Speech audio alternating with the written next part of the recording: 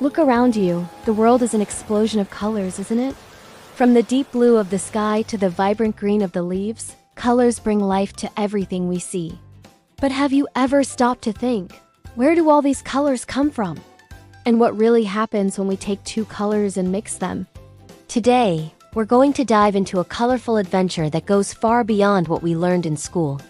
We'll discover that mixing paints and mixing lights are two completely different, but equally fascinating phenomena. Get ready to unravel the mystery of color. Let's start with what's most familiar: paints. If you've ever painted a picture, you know that there are colors we call primary colors. In the world of pigments, like the paints we use, these colors are red, yellow, and blue. They are the basis of everything. The beauty of mixing paints is that, from these three, we can create virtually any other color. Take some yellow paint and mix it with some blue paint. The result? A beautiful green. Mix red and yellow and you'll get orange. These new colors are called secondary colors. But why does this happen? The secret lies in how paints interact with light. Think of sunlight, or the white light from a lamp. This light actually contains all the colors of the rainbow. When you look at red paint, it's not magic. It simply absorbs all the other colors of white light, blue, green, yellow, and reflects only red to your eyes. When we mix yellow and blue, we are doing a kind of double subtraction. The yellow pigment absorbs blue and red. The blue pigment absorbs yellow and red. The only color that survives and is reflected to us is green. That's why mixing paints is called subtractive mixing. Each pigment you add subtracts more light, making the final color darker. If you mix all the primary colors of paint, the result will be a very dark shade, almost black. Sound of a flashlight click and a soft electric hum. Now, get ready for a surprise. Let's leave the paints aside and enter the world of pure light. Imagine you have 3 flashlights, one with red light, one with green light, and one with blue light. These are the primary colors of light, known as RGB. If you point the red flashlight at a white wall, you will see a red circle. If you point the green flashlight, you will see a green circle. But what happens if you overlap the 2 circles of light? Instead of a dark brown, as would happen with paints, you will see a vibrant yellow. That's right. Red and green in the world of light create yellow. If you mix red light with blue light, you will get magenta. And if you mix green light with blue light, the result is cyan. The mixing of lights is called additive mixing. Additive because we are adding light energy. The more light you add, the brighter the color becomes. And here's the most magical moment. If you superimpose the 3 primary lights, red, green, and blue, the result is not black. The result is white light. It's proof that the white light we see every day is actually the sum of all colors. Where do we see this? Subtractive and additive mixing are not just scientific curiosities. They are everywhere. Subtractive mixing is used by artists, in the textile industry, and mainly in printers. Printers use cyan, magenta, yellow, and black ink cartridges, the famous CMYK, to create all the images you see in magazines and books. They work by subtracting light from the white sheet. Additive mixing, on the other hand, is what brings life to the screens you are looking at now. Your cell phone, your computer, your television. They all use tiny points of red, green, and blue, RGB, light, that light up at different intensities to create millions of colors. When all the points are lit at maximum brightness, you see bright white. The end of the mystery.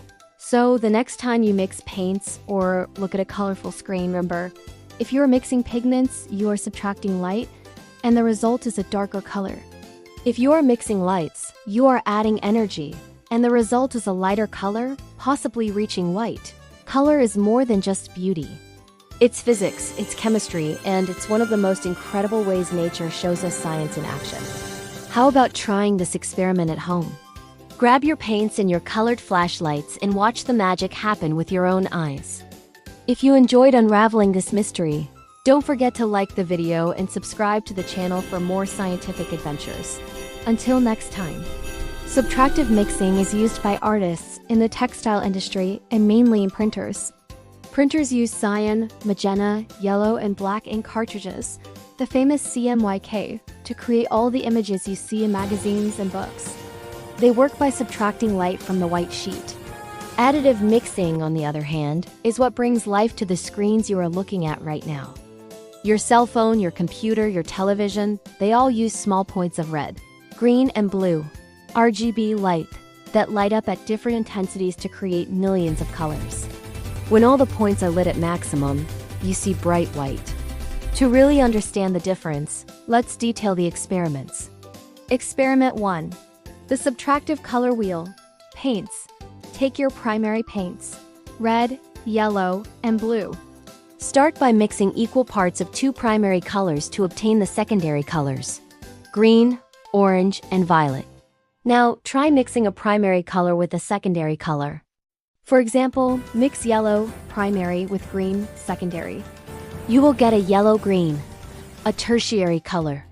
The number of colors we can create is virtually infinite, but the principle is always the same. Each new color added absorbs more light. An important detail: the color that is opposite a primary color on the color wheel is called the complementary color. The complementary color of red is green. The complementary color of blue is orange. The complementary color of yellow is violet. When you mix complementary colors, the result is a neutral tone, usually a dark brown or gray. This happens because they cancel each other out, subtracting almost all visible light. Experiment 2. The superposition of additive lights, flashlights. For the light experiment, you will need a dark environment and the three colored flashlights, red, green, and blue. By superimposing the red and green light and seeing yellow emerge, you're witnessing additive synthesis. The yellow you see is the combination of those two light waves hitting your eyes simultaneously. Now try a magic trick. Point red light at an object you've painted green, subtractive paint. The green object will appear almost black. Why? Because green paint only reflects green light. When you illuminate it with red light, there's no green light to reflect, and the paint absorbs the red. The result is the absence of reflected light, that is, black. This is the crucial point. The color of an object is not a property of the object itself, but rather the light it reflects. Color in our daily lives. Understanding these two color systems is fundamental to various professions. Design and art. Artists and fashion designers use subtractive mixing to create harmonious and impactful color palettes. They know that using complementary colors, such as blue and orange, creates maximum contrast that draws attention. Photography and cinema. Cinematographers manipulate light, additive mixing, to create the atmosphere of a scene. They use colored filters on lights to change the temperature and mood of the image, knowing that the combination of red and blue lights, for example, can create a twilight tone. Medicine and technology. Even in medicine, color mixing is vital. Medical equipment monitors and ultrasound screens rely on the precision of additive mixing, RGB, to display vital information clearly. The end of the mystery. So, the next time you mix paints or look at a colored screen, remember, if you are mixing pigments, you are subtracting light, and the result is a darker color. Think of the CMY, cyan, magenta, yellow system of printers. If you are mixing lights, you are adding energy, and the result is a lighter color, possibly reaching white. Think of the RGB, red, green, blue system of screens. Color is more than just beauty. It's physics, it's chemistry, and it's one of the most incredible ways nature shows us science in action. How about trying this experiment at home?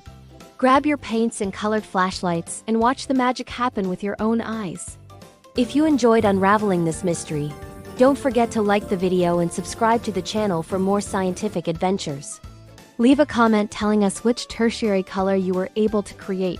Until next time.